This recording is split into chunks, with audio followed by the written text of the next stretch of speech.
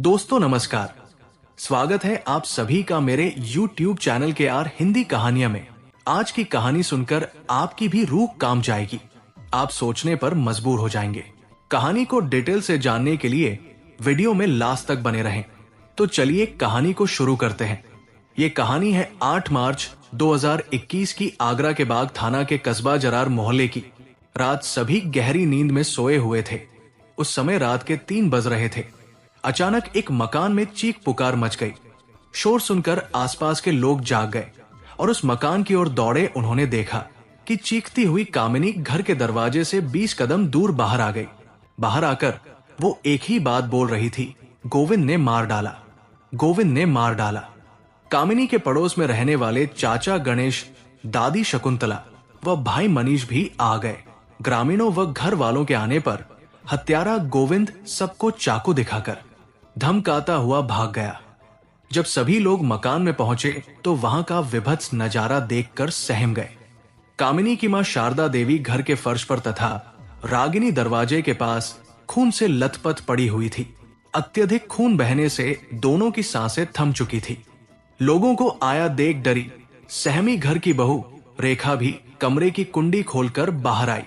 वो भी गंभीर रूप से घायल थी। उसने बताया पड़ोसी गोविंद ने सास और ननद पर चाकू से हमला किया। जब वो उन्हें बचाने आई तो उसने उस पर भी हमला कर घायल कर दिया। वो किसी तरह जान बचाकर कमरे में भागी और अंदर से कुंडी लगा ली। इसी बीच किसी ने इस घटना की सूचना थाने को दे दी। डबल मर्डर की सूचना मिलते ही थाना प्रभारी विनोद कुमार पुलिस टीम के साथ मौके पर पहुंच गए। डबल मर्डर की घटना से कस्बे में सनसनी फैल गई थी। तब तक मकान के बाहर लोगों भीड़ जुट गई थी। मामले की गंभीरता को देखते हुए थाना प्रभारी ने अपने उच्च अधिकारियों को इस घटना से अवगत कराया। अंतर्राष्ट्रीय महिला दिवस के दिन ही 2 महिलाओं की नृशंस हत्या होने से हड़कंप मच गया। आनन फानन में IG Agra zone S Satish Ganesh, SSP Bablu Kumar, SP पूर्वी अशोक वेंकट, फॉरेंसिक टीम और डॉग स्क्वाड के साथ मौकाए वारदात पर तत्काल पहुंच गए। आगरा के थाना बाग के कस्बा जरार के मोहल्ला हवेली निवासी उमेश सविता की करीब 15 साल पहले मृत्यु हो चुकी थी। पत्नी शारदा देवी जरार के प्राइमरी स्कूल में रसोइया का काम कर परिवार पाल रही थी। उनके 5 बेटे बेटियों में राहुल और लक्ष्मी की शादी हो चुकी थी। तीसरे नंबर के बेटे मनीष के विवाह की तैयारियां चल रही थी। सबसे छोटी बेटी कामिनी का भी रिश्ता तय हो चुका था।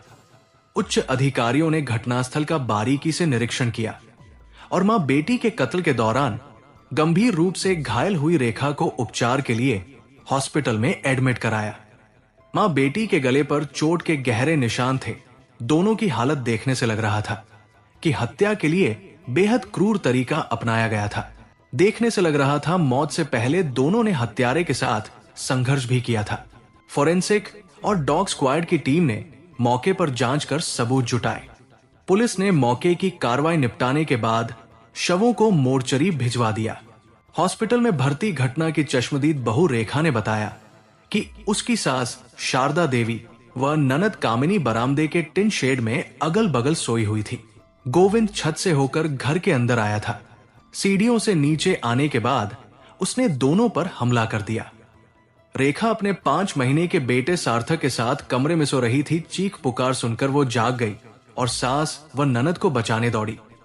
अपनी पहचान होते देख आरोपी गोविंद ने रेखा पर भी चाकू से हमला कर दिया। जान बचाने को रेखा कमरे की ओर दौड़ी और अपने आप को कमरे में बंद कर लिया। घटना के समय घर में कोई पुरुष मौजूद नहीं था। रेखा का पति राहुल काम के सिलसिले में दिल्ली गया हुआ था, जबकि देवर मनीष पड़ोस में रहने वाले अपने चाचा गणेश के घर सोया हुआ था। घटना की जानकारी होते ही मृतकों के अन्य परिजन भी आ गए। घर वालों का रो रो कर बुरा हाल था। जांच के दौरान पता चला कि मामला प्रेम प्रसंग का था। आरोपी गोविंद के मृतिका कामिनी से प्रेम संबंध थे। कामिनी के घर वाले गोविंद का विरोध करते थे। इसके चलते पहले भी गोविंद व कामिनी के घर वालों में झगड़ा व मारपीट हो चुकी थी। तब बीच बचाव करके मामला रफा दफा हो गया था। लेकिन अब अचानक ऐसा क्या हो गया था जो गोविंद ने अपनी प्रेमिका के अलावा उसकी मां की हत्या करने के साथ ही मृतिका की भाभी को भी घायल कर दिया था। पुलिस पूछताछ में मृतिका के घर वालों ने बताया कि गोविंद पहले भी कामिनी को अकेला देखकर एक दिन घर में घुस आया था। शोर मचाने पर, आसपास के लोगों के पहुंचने पर वो भाग गया था। तब घर वालों ने पुलिस में उसकी कोई शिकायत नहीं की थी। ग्रामीणों ने पुलिस को जानकारी दी कि दोनों की दोस्ती से कामिनी का परिवार खुश नहीं था। कुछ दिन पहले दोनों परिवारों में इस बात को लेकर झगड़ा भी हुआ था। पुलिस ने जांच पड़ताल शुरू कर दी। जब पुलिस हत्या आरोपी के घर गई और गोविंद के पिता को घटना के बारे में बताया तो वो बेहोश हो गए। इस बीच पुलिस ने हत्यारोपी के परिवार के कुछ लोगों को हिरासत में ले लिया। हत्यारे गोविंदा के विरुद्ध मनीष ने भादमवी की धारा 302 और 307 के अंतर्गत मुकदमा दर्ज कराया। पुलिस को जांच में यह भी पता चला कि घटना से 15 दिन पहले गोविंद ने अपने दोस्तों के बीच ऐलान किया था कि वो बड़ा कांड करेगा। उसका कहना था, मुझे पहले कामिनी ने अपने प्यार में फंसाया। जब मुझे गहराई से प्यार हो गया तो वो मुझे छोड़ने की बात कह रही है। उसकी मोहब्बत को ठुकराने का अंजाम क्या होता है ये हर कोई देखेगा। वो दोस्तों से पूछता था कि जेल में मिलने आओगे या नहीं। दोस्तों ने उसकी बात को मजाक में लिया था। किसी को यह अंदाजा नहीं था कि वो ऐसा खूनी खेल खेलेगा। धारदार हथियार से 50 वर्षीय शारदा और उनकी 19 वर्षीय बेटी कामिनी की नृशंस हत्या करने के बाद हत्यारे के फरार हो जाने और पुलिस द्वारा गिरफ्तार न कर पाने से लोग आक्रोशित थे। सोमवार को गम और गुस्से में जरार का बाजार बंद रहा। घटना की जानकारी होने पर वहां की विधायक पक्षालिका सिन्हा पहुंची। मां बेटी की मौत पर परिजनों का रोना सुनकर वो भी अपने आंसू नहीं रोक सकी। उन्होंने पुलिस को आरोपी को जल्द गिरफ्तार करने के निर्देश दिए। आरोपी की गिरफ्तारी के लिए पुलिस की 5 टीमें गठित कर इटावा, शिकोहाबाद, फिरोजाबाद, मुरैना और दिल्ली रवाना कर दी गई थी। सोमवार की रात को ही एसएसपी बबलू कुमार ने हत्यारोपी गोविंद पर 25,000 रुपए का इनाम घोषित कर दिया था। सोमवार 8 मार्च की सुबह आगरा पुलिस ने शिकोहाबाद के मोहल्ला जैन स्ट्रीट में स्थानीय पुलिस के साथ गोविंद के चचेरे भाई नवीन जैन के यहां दबिश दी। लेकिन पुलिस के आने से पहले सुबह 4 बजे मकान में ताला लगाकर परिवार कहीं चला गया था। पुलिस टीम हत्यारोपी के एक अन्य रिश्तेदार को पूछताछ के लिए अपने साथ थाने ले आई। पोस्टमार्टम रिपोर्ट में बताया गया कि कामिनी के शरीर पर 8 और उसकी मां शारदा देवी के शरीर पर 6 घाव आए थे। सभी घाव गर्दन और सीने पर थे। पुलिस को पता चला कि हत्यारा गोविंद फिरोजाबाद भागने की फिराक में है। पुलिस ने फिरोजाबाद में भी कई स्थानों पर दबिश थी, लेकिन पुलिस के हाथ निराशा ही लगी। फिर भी पुलिस सरगर्मी से उसकी तलाश में जुटी रही। घटना के दूसरे दिन मंगलवार यानी कि 9 मार्च 2021 दिन मंगलवार की सुबह 7 बजे मुखबिर से सूचना मिली कि गोविंद को जरार से 10 किलोमीटर दूर प्रसिद्ध तीर्थ बटेश्वर में देखा गया है। इस पर तलाश में लगी पुलिस टीम सचेत हो गई। बटेश्वर में पहुंची पुलिस टीम को आरोपी गोविंद बाइक से फिरोजाबाद की ओर जाता दिखाई दिया। पुलिस ने बटेश्वर में नौरंगी घाट पर गोविंद से रुकने को कहा। पुलिस को देखते ही गोविंद ने यू टर्न लिया और फायरिंग कर दी। पुलिस की जवाबी कार्रवाई में गोविंद के बाएं पैर में गोली लगी। गोली लगते ही वो गिर गया। पुलिस ने उसे गिरफ्तार कर उसके पास से 315 बोर का एक अवैध तमंचा व 3 जिंदा कारतूस और बाइक बरामद की है। घायल गोविंद को पुलिस ने उपचार के लिए अस्पताल में भर्ती कराया। पुलिस पूछताछ में दोहरे हत्याकांड के आरोपी गोविंद ने पुलिस के सामने अपना जुर्म कबूल कर लिया। उसका कहना था, मैं हर रोज दर्द नहीं सह सकता था। गोविंद से पूछताछ के बाद डबल मर्डर की जो कहानी उभरकर सामने आई वो कुछ इस प्रकार थी। कामिनी और गोविंद बाबा के जरार कस्बे के मोहल्ला हवेली में रहते थे। 19 वर्षीय कामिनी जहां 11वीं में पढ़ती थी, वही 21 वर्षीय गोविंद बीएससी द्वितीय वर्ष का छात्र था। गोविंद का घर कामिनी के घर से 50 मीटर की दूरी पर था। घटना से 1 साल पहले एक दिन कॉलेज जाते समय दोनों की नजरें एक दूसरे से टकरा गई। दोनों ही जवानी की दहरी पर कदम रख चुके थे। गोविंद को कामिनी भा गई, वही कामिनी को भी गोविंद अच्छा लगा।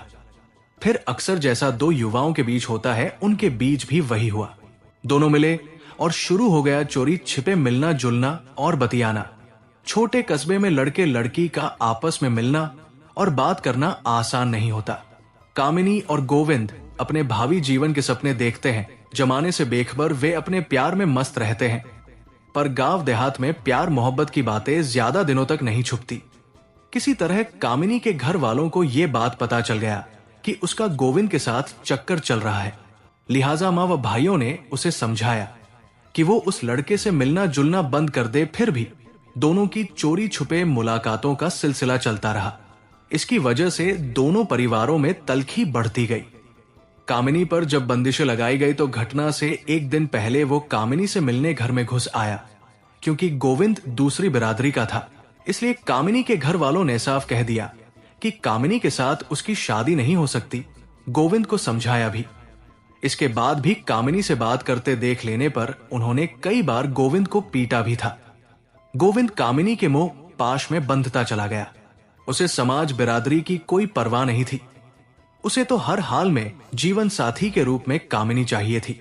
कामिनी के घर वालों ने गोविंद की हरकतों और उसकी जिद से मोहल्ले में हो रही उनकी बदनामी को देखते हुए कामिनी का रिश्ता 20 दिन पहले ही फिरोजाबाद के कस्बा सिरसागंज के गांव अटा रैना में तय कर दिया। अभी शादी की तारीख तय नहीं हुई थी। इस बात ने आग में घी का काम किया। अपनी प्रेमिका की शादी तय हो जाने से गोविंद मायूस था। इससे बौखला कर उसने टीवी पर क्राइम सीरियल देखकर एक खौफनाक निर्णय ले लिया। उसने कामिनी की हत्या की योजना बनाई। इस दुस्साहसिक घटना को अंजाम देने के लिए गोविंद ने रात के तीसरे पहर का समय चुना। उस समय लोग गहरी नींद में होते हैं। उसने अपने घर में चारपाई पर तकिया रखकर रजाई से ढक दिया था ताकि लगे कि वो सोया हुआ है। मां बेटी की हत्या करने के लिए गोविंद छत के रास्ते सीढ़ियों से शारदा के घर में आ गया। उसने चाकू से पहला वार सोई हुई शारदा पर किया। मां की चीख सुनकर बगल में सो रही कामिनी की आंखें खुल गई। दोनों ने गोविंद से धारदार हथियार छीनने का प्रयास किया, लेकिन सफलता नहीं मिली। मां बेटी लहूलुहान हालत में जान बचाने घर से बाहर भागी, लेकिन हत्यारे ने उन पर चाकू से लगातार कई वार किए। बुरी तरह से घायल मां फर्श पर गिर गई। वही कामिनी चिखती हुई घर के बाहर भागी। कामिनी की भाभी रेखा उन्हें बचाने आए पहचाने जाने के डर से गोविंद ने रेखा पर भी वार कर घायल कर दिया। वो रेखा की भी हत्या करना चाहता था। घटना को अंजाम देने के बाद वो सबसे पहले अपने घर पहुंचा। वहां उसने कपड़े बदले 400 रुपए और बाइक लेकर वो बाहर निकल गया। खून से सने कपड़े और चाकू एक पॉलिथीन में रखकर जंगल में फेंक दिया और छिप गया। मंगलवार सुबह वो फिरोजाबाद की ओर भाग रहा था, तभी पुलिस ने उसे दबोच लिया। पुलिस ने कातिल गोविंद की चार्जशीट तैयार कर उसे कोर्ट में पेश किया और कोर्ट के आदेश पर उसे जेल भेज दिया गया। अपने घर की चार दीवारी हर किसी के लिए महफूज मानी जाती है, लेकिन शारदा और उसकी बेटी कामिनी के लिए अपना घर भी सुरक्षित नहीं रहा। सिर्फ रे आशिक ने प्यार की खातिर इस दुस्साहसिक घटना को अंजाम दे डाला। कामिनी के भाई मनीष की 25 मई को शादी होनी थी। उसके कुछ दिनों बाद जहां कामिनी की घर से डोली उठनी थी, वहां मातम छा गया था। दोस्तों, इस कहानी को सुनाने का उद्देश्य किसी का दिल दुखाना नहीं है, किसी को परेशान करना नहीं है, बल्कि आपको जागरूक करना है और आपको सचेत करना है, ताकि आप लोग सतर्क रहें और सावधान रहें।